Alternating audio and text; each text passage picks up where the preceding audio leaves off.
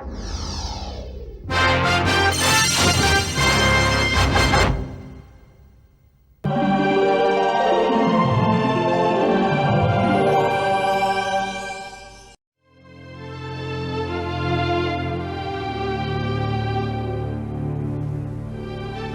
हो गया हूं?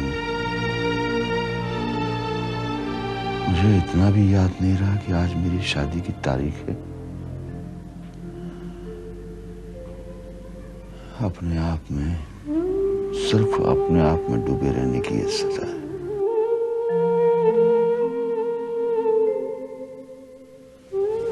आज कितना अकेला हो गया हूं मैं, और इसके लिए मैं जिम्मेदार हूं, सिर्फ मैं। आज तक मैंने किया क्या? शादी के बाद अपनी पत्नी को जो सुख देना चाहिए था, वो सुख नहीं दिया। उसे हमेशा मारता, पीटता, झगड़ता, गालियां देता रहा। इसीलिए तो समय से पहले चल बसी। मेरे सहारे छोड़ गई थी कुंती को। लेकिन अपनी इकलौती बेटी को भी मैंने एक बाप होने के नाते वो प्यार नहीं दिया जिसकी वो हकदार थी। इसीलिए तो रूठ कर चली गई। आज वो मुझसे बात भी करना पसंद नहीं करती।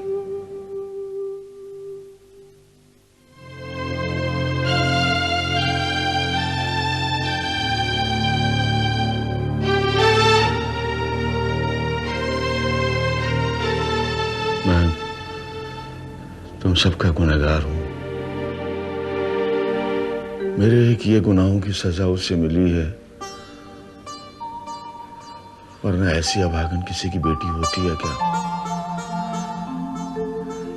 इसीलिए वो मुझसे रूठ के चली गई। अब वो इस घर में वापस भी नहीं आना चाहती।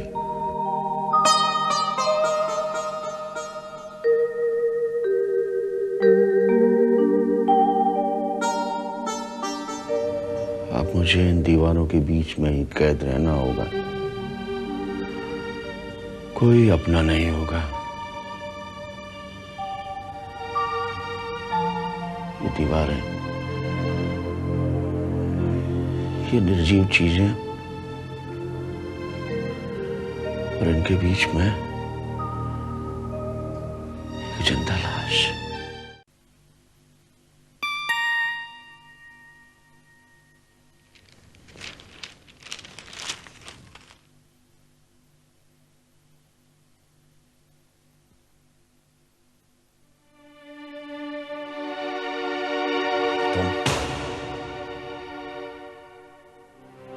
बाबूजी, आप मुझे देखकर अपना मुंह बिगाड़ रहे हैं? तूने तो किसी की जिंदगी बिगाड़ दी, मैं तो सिर्फ मुंह बिगाड़ा हूं।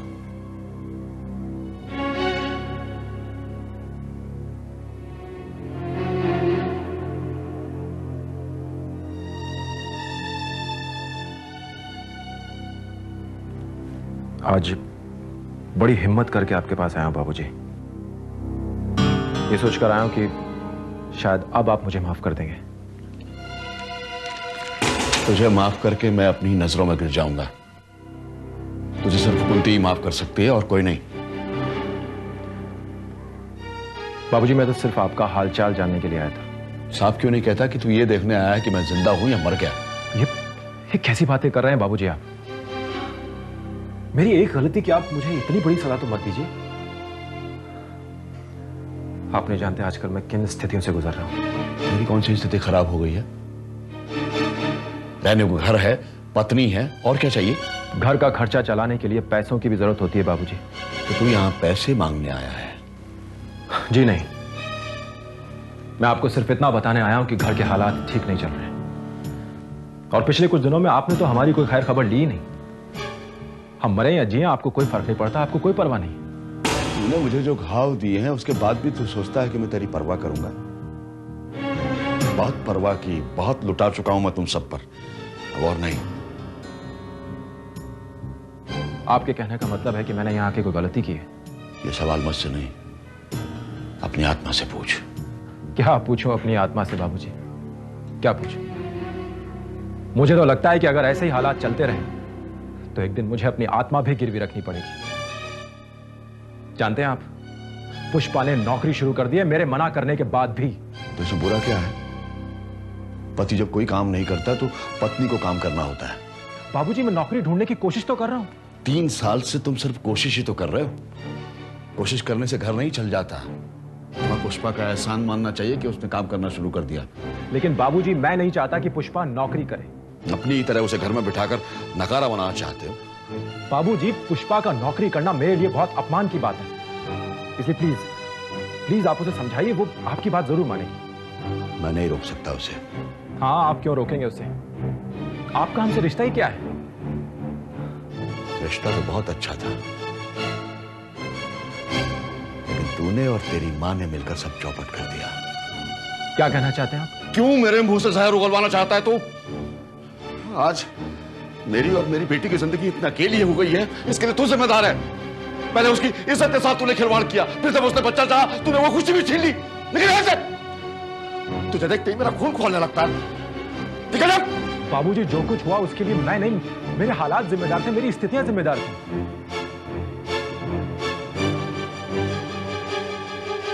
तेरी कोई जिम्मेदारी नहीं। चल निकल यहां से, चल निकल।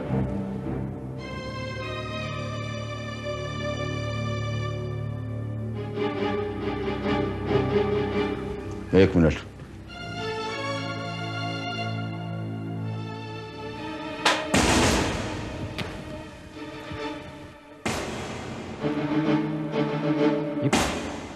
ये क्या है बाबूजी?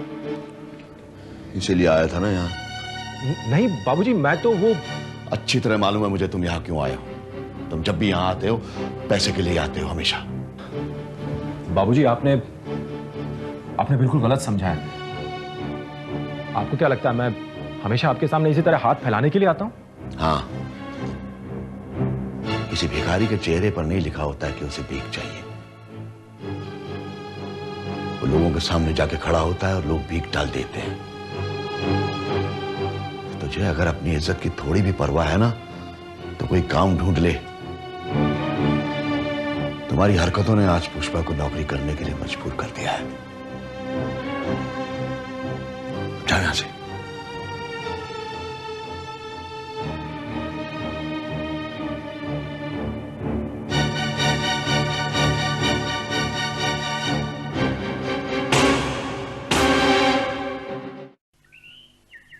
देखो प्रभा, हालात के आगे सिर झुकाकर कमजोर पड़ जाना ये अपनी हार है, और एक बार हार कर बैठ गए तो पूरी जिंदगी बोझ लगने लगती है। सांसें लेना भी भारी लगने लगता है। मैं हारी नहीं हूं सरला दीदी। जिंदगी में जो भी हालात पैदा हुए हैं मैंने उसका डटकर मुकाबला किया है, और जो किस्मत में है उससे भागकर जाएंगे कहां? वो तो हमें भोगना ही पड़ेगा। ये बात कुंती को भी समझा दो ना। सरला दीदी, आपको क्या लगता है मैं अपने हालात का सामना नहीं कर रही हूँ? तुम जो बीते दिनों की यादों का रोना लेकर बैठी हो वो ठीक नहीं है। तुम्हारे सामने एक नई जिंदगी है जिसे तुम जीना नहीं चाहती। उसके लिए शादी करना जरूरी तो नहीं है। तो तुम फिर करना क्या चाहती हो? मैं किसी पर बोझ नहीं बनना चाहती हूँ, खुद अपने पैरों पर खड़ा होना चाहती हूँ। अपने बेटे से मिलने की उम्मीद में जीऊंगी अब मैं। सुना प्रभा, अभी भी ये कर्ण से मिलने की उम्मीद लगाए बैठी है। सरला दीदी, अगर कुंती इस उम्मीद को लेकर जीना चाहती है तो हम अपनी कोशिश से उसकी उम्मीद को तोड़ तो नहीं सकते ना। मैं सिर्फ ये कहना चाहती हूँ कि जो वक्त रहते अपनी जिंदगी को सुधारने की कोशिश नहीं करता उसे पछताना पड़ता है। तुमने अपने बारे में क्या सोचा है प्रभा? सरला दीदी, इस आश्रम से निकलने के बाद मुझे स्वामी जी के आश्रम में रहने को तो मिल गया, लेकिन मैं अब उस आश्रम में रहना नहीं चाहती। क्यों? वहां तुम्हें किसी बात की तकलीफ है? सवाल तकलीफ का नहीं है सरला दीदी। इस तरह आश्रित होकर मैं कब तक अपनी जिंदगी गुजारूंगी? अब मैं कोई काम करना चाहती हूँ। तुमने अब तक कोई नौकरी पाने की कोशिश क्यों नहीं की? आश्रम छोड़ते वक्त मैंने तुम्हें ऑफिसेस के पते और लेटर दिए थे ना? मैं उन सभी ऑफिसेस में गई थी सरला दीदी, लेकिन कहीं कोई जगह खाली नहीं, और फिर मेरे पास काम का कोई अनुभव भी नहीं। इसीलिए कोई काम देने के लिए तैयार भी नहीं। अच्छा प्रभा, ऐसे में जब तक तुझे कोई नौकरी नहीं मिल जाती तू उस आश्रम को छोड़ने की गलती मत करना। हाँ कुंती, जब तक मैं वो आश्रम छोड़ूंगी नहीं तब तक मैं अपने पैरों पर खड़ी नहीं हो सकूंगी। उस आश्रम में सुरक्षा का जो एहसास है वो मुझे आलसी बना देगा। लेकिन प्रभा, अगर तूने उस आश्रम को छोड़ दिया और तुझे कोई नौकरी नहीं मिली तो ऐसे में तू कहाँ जाएगी? ये मैं उस वक्त सोचूंगी। पहले से इस बात का डर दिमाग पर देकर मैं अपने कदम को कमजोर नहीं बनाना चाहती। प्रभा, बिना किसी उम्मीद या भरोसे के आश्रम छोड़ने में भलाई नहीं है। तो मैं क्या करूं सरला दीदी? ये सोचकर कि मुझे आश्रम में रहने को मिलता है, खाने को मिलता है, मैं हाथ पे हाथ धरे चुपचाप बैठी रहूं? ये मुझसे नहीं होगा सरला दीदी। ठीक है, तुम काम करना चाहती हो ना, मैं तुम्हें एक लेटर देती हूँ। तुम वो लेटर लेकर जाना और उनसे मिलना। मुझे उम्मीद है इस बार तुम्हें निराश नहीं होना पड़ेगा।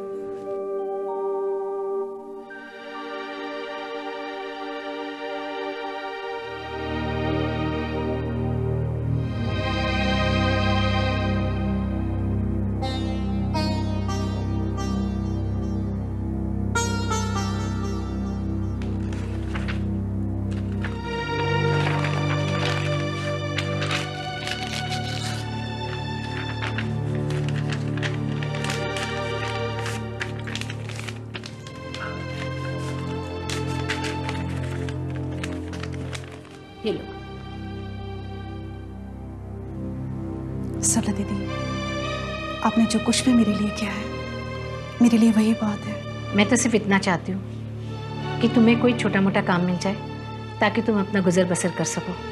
मुझ पर सिर्फ अपनी जिम्मेदारी है और मुझे अकेले का गुजारा करना कोई मुश्किल भी नहीं। और फिर मैं तो कोई भी काम करने के लिए तैयार हूँ। ठीक है, तुम ये लेटर लेकर उस पते पे जाना। मैं यहाँ से उन्हें फ़ोन करके रिक्वेस्ट करूँगी कि तुम्हें कोई काम ज़रूर दे। ठीक है सरला दीदी, मैं उनसे जाकर मिलती हूँ और उनका जो भी जवाब होगा मैं आपको बताती हूँ। ठीक है। अच्छा सरला दीदी, नमस्ते। नमस्ते। अच्छा कुंती, रुको, मैं तुम्हें बाहर तक छोड़ कर आती हूँ।